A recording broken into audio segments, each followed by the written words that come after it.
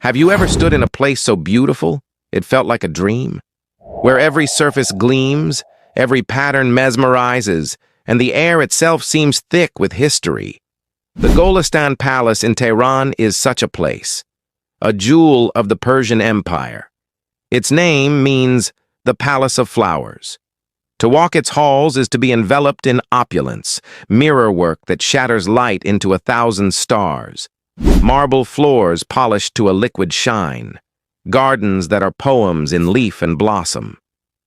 But if you pause, if you truly listen past the hushed voices of tourists and the guides' rehearsed speeches, another layer reveals itself, a colder draft in a sun-warmed room, a flicker of movement in a mirrored corner where no one stands, a whisper, so faint it might be the wind, that carries the scent of jasmine from a closed garden. This is the story the palace doesn't advertise. This is the history written not in official ledgers but in silence and shadow. It's a story that answers a question historians rarely dared to ask. Why, in the heart of one of the world's most magnificent empires, did princesses whisper in fear of their own wedding nights? This is not just a tale of a ghost. This is the story of a woman, a choice, and a silence that became more powerful than any sword. Her name was Zara, and the empire, for all its strength, could not erase her. To understand Zara's story, you must first understand the cage, and what a breathtaking cage it was. The Persian court in the 19th century was a masterwork of precision. It was a living, breathing organism governed by an unspoken code of conduct, adab. Every gesture, from the way a courtier bowed to the depth of a woman's sigh, was choreographed. Think of it as a stage where every player knew their role, and the price of forgetting a line was exile, or worse. The courtiers were like exquisite birds of paradise, their silks hissing against the marble, their voices a low, melodious hum of poetry and politics. They spoke in riddles and compliments that could flay a man's reputation without ever raising a tone. And at the heart of this ecosystem were the women of the royal and noble families, the princesses. They were the ultimate symbols of purity and lineage. Their education was extensive, but its purpose was singular, to make them ornaments worthy of a king or a strategic alliance. They mastered the santur, their fingers drawing celestial music from the strings. They learned calligraphy, painting the elegant curves of Farsi script until their hands ached. They could recite Hafez and Sadi, but their own thoughts, their own desires, were to be locked away tighter than the treasury. Their beauty was a national asset, but it was a dangerous one. It drew attention, both wanted and unwanted. It made them pawns in the great chess game of empire. From the moment they could walk, they were taught the language of submission. The lowered gaze, the slow blink, the smile that was a mere curve of the lips, revealing nothing of the heart. By day, the palace was a monument to order, but by night, the mask slipped. In the secluded women's quarters, the Anderun, away from the eyes of men, a different truth simmered. Here, in courtyards open only to the stars, the princesses would gather. The official tutors were gone. In their place were old nurses, trusted servants, and their own fearful hearts. And they would tell stories. These were not the stories of glorious battles and wise kings found in the official chronicles. These were the secret histories, passed from one generation of brides to the next in hushed, urgent tones. They spoke of Princess Layla, who was married to a warlord from the north and was never seen again after her wedding night, her name quietly removed from family trees. They whispered about the Qajar princess, who laughed too freely and was found dead in her chambers, the official report citing a sudden fever. They talked of the locked room in the eastern wing of Golestan itself, a chamber that had been sealed for 50 years after a bride was found there at dawn, her mind shattered, endlessly staring at her own reflection. These stories were a warning system, a curriculum of fear, and from this fertile ground of whispered nightmares, a single terrifying question would always bloom. What actually happens on the wedding night that holds such peril? Is it the man? The expectation? Or is it something else? Something woven into the very fabric of power itself? The answer was coming, and it would wear the face of a girl who learned the price of silence before she learned her own name. Zara was born not in the main palace, but in a lesser noble's estate on its grounds, beneath a winter moon so bright it turned the world to silver.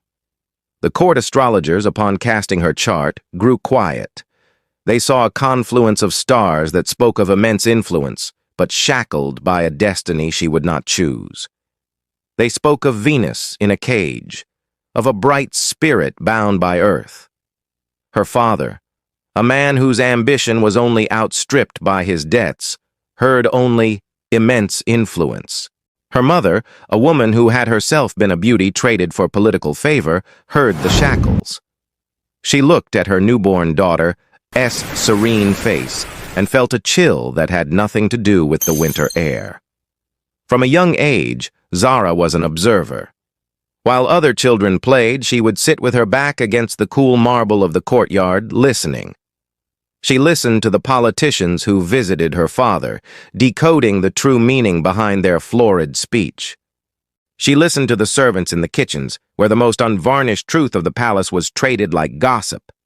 She learned that a servant's whispered rumor was often more valuable than a courtier's sworn oath. And she learned her primary lesson from her father, who once told her, "A daughter's voice, my dear, is like a precious spice. Too little and the dish is bland. Too much and it is ruined. It should be felt, not heard." So, Zara learned to be quiet. But her silence was not empty. It was full of observation. Her eyes, a deep, liquid brown, missed nothing. She grew into a beauty that was unsettling. It wasn't just the symmetry of her features or the darkness of her hair. It was the stillness in her.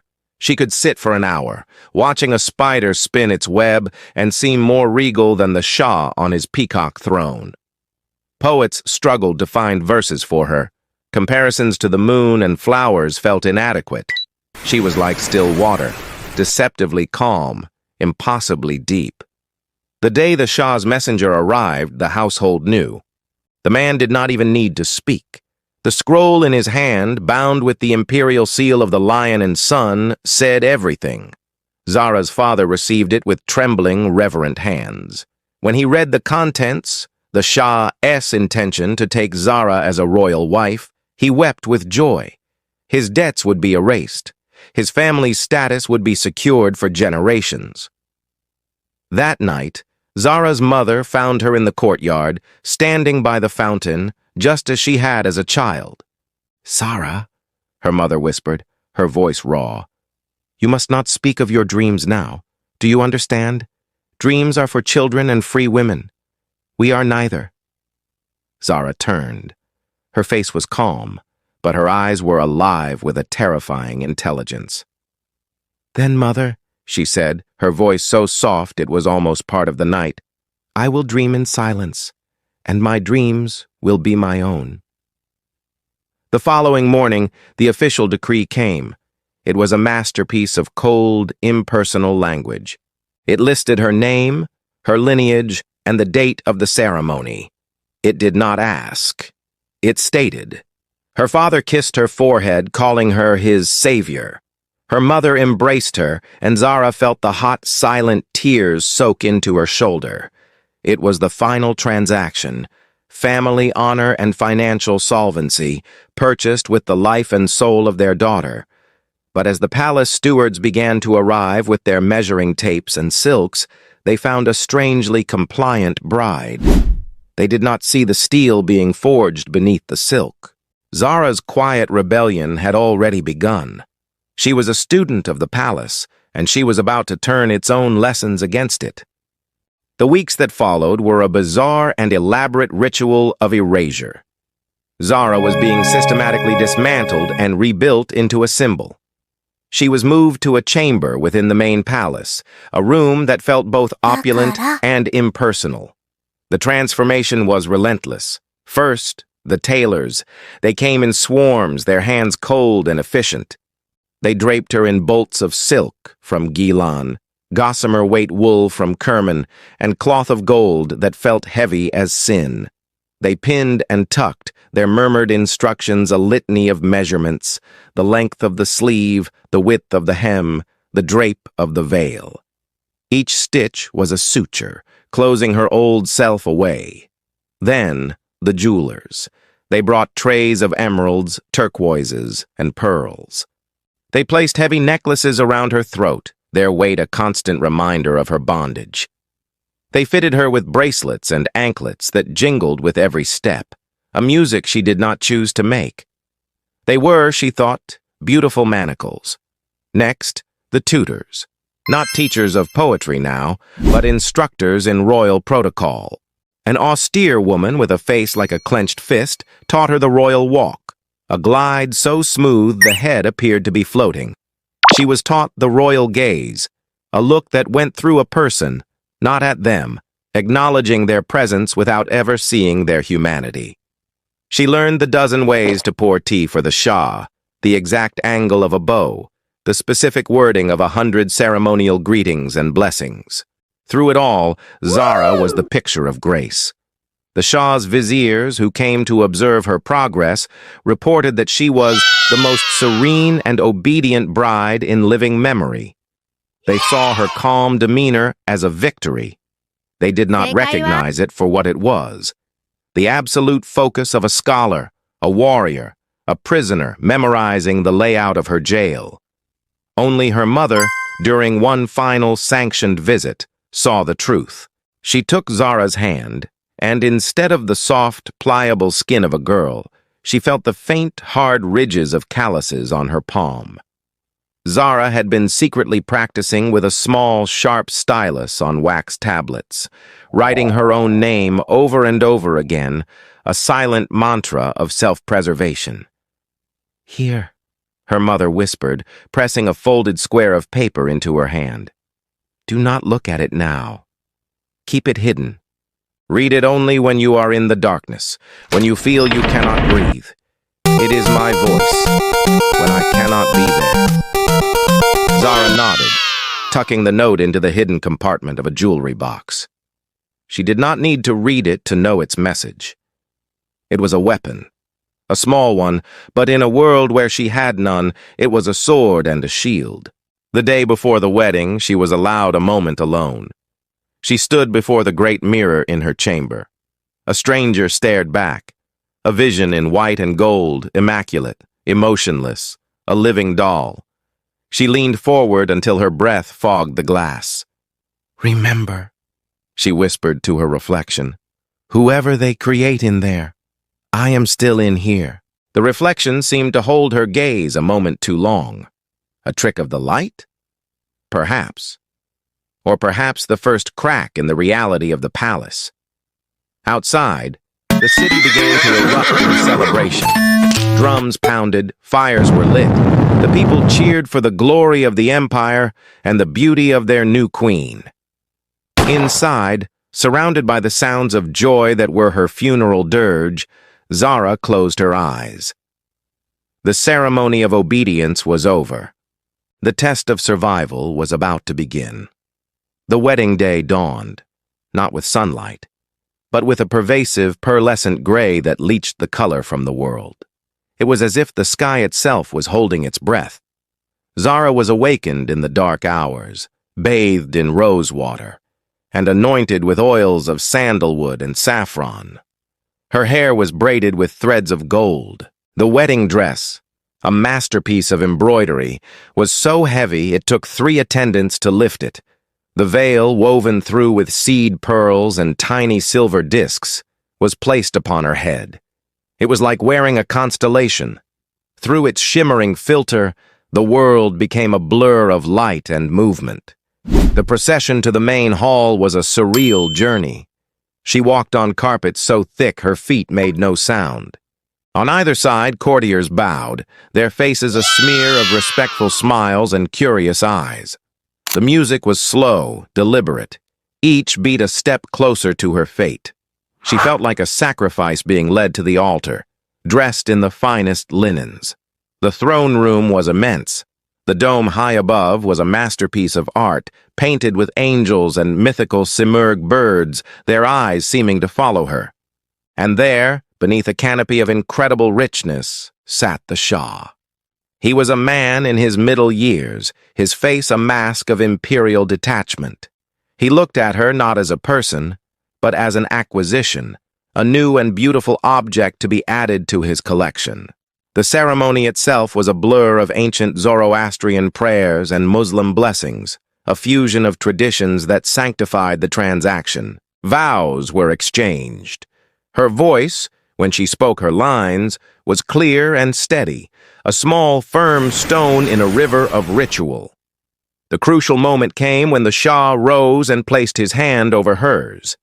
It was a formal gesture, required by the ceremony. His hand was dry, cool, and heavy. It felt less like a union and more like a claim being staked. In that moment, the air in the room changed. The applause of the courtiers seemed to fade, replaced by a profound ringing silence that started in Zara's own ears and spread outwards. As she was led from the hall towards the private royal chambers, she passed a series of enormous, ornate mirrors. In the first, she saw a bride. In the second, the reflection seemed paler. In the third, directly outside the door to her new chambers, she stopped. Her heart stuttered. In the polished bronze, her own reflection was clear. But just behind her shoulder, where there was only empty air, the mirror showed a shadow, a faint human-shaped darkness standing vigil. She blinked, and it was gone. The attendants, who had seen nothing, gently nudged her forward. Had it been a trick of the nervous mind, a result of exhaustion and fear? Or was it the palace itself, acknowledging that a threshold was being crossed, one that went beyond the merely political? The heavy door to the bridal chamber closed behind her with a soft, final thud. The sounds of the celebration were now a distant, muffled roar. She was alone. The most terrifying night of her life had begun, and the only witness was her own, treacherous reflection. The bridal chamber was the most opulent room she had ever seen. It was a symphony of luxury, designed to overwhelm the senses. Piles of silk cushions, carpets so deep they swallowed sound, the glow of oil lamps catching the glint of gold leaf on every surface. A large canopied bed dominated the room, and opposite it an enormous Venetian mirror stood, framed in carved walnut. For a long time, Zara simply stood in the center of the room, a statue in her magnificent dress. The weight of the jewels, the fabric, the expectations felt immense. Slowly, methodically, she began to disassemble the symbol. She unpinned the heavy veil and laid it on a chest.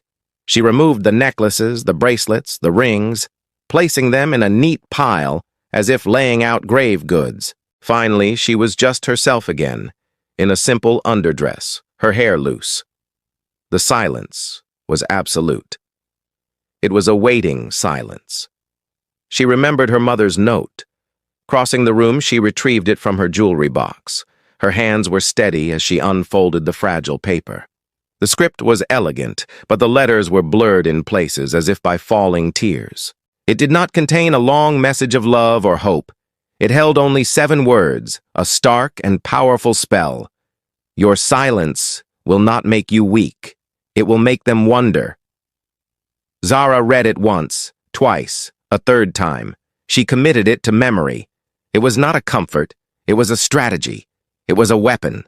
She held the paper over the flame of an oil lamp and watched it curl into black ash. She turned to face the large mirror. Her own face looked back, pale, serious, eyes dark, with a fear she would never admit to. She began to speak to her reflection, her voice a bare whisper. "This is not the end of me," she whispered. "This room, this night, this man. They will not own what I am inside. You," she said, pointing at her reflection, "you will remember. You will hold the line."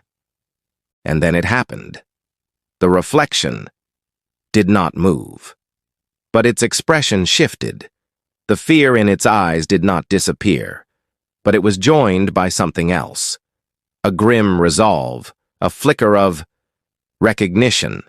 It was as if her own inner steel had been projected onto the glass. A soft gust of wind, cold and carrying the scent of dry dust and old roses, blew through the room, though the latticed windows were closed. The lamp flames guttered wildly, throwing frantic shadows on the walls. From somewhere deep within the palace, a sound echoed. It was not a scream, it was the sharp, unmistakable, explosive shatter of glass. Then, silence fell again, a deeper silence than before. What happened in that room after the mirror broke? The official records are blank. The court historians wrote only the standard, meaningless phrase, "The union was consummated and the empire was blessed." But the palace itself kept a different record. When the senior handmaidens entered the chamber at first light, they found Zara sitting by the window, already dressed in a simple gown. She was perfectly composed, but the change in her was instantaneous and chilling. The light in her eyes, the lively, intelligent light that had somehow survived even her training, was gone, extinguished. Her eyes were now like polished stones, seeing everything and revealing nothing. The large mirror on the wall was cracked. A single, jagged line ran from the top left corner down to the bottom right, splitting her reflection in two. She did not speak. Not a word of greeting, not a complaint, not a question. When the Shah himself came to see her later that morning, she stood and bowed with perfect grace, but her eyes looked through him. He spoke to her. She did not respond.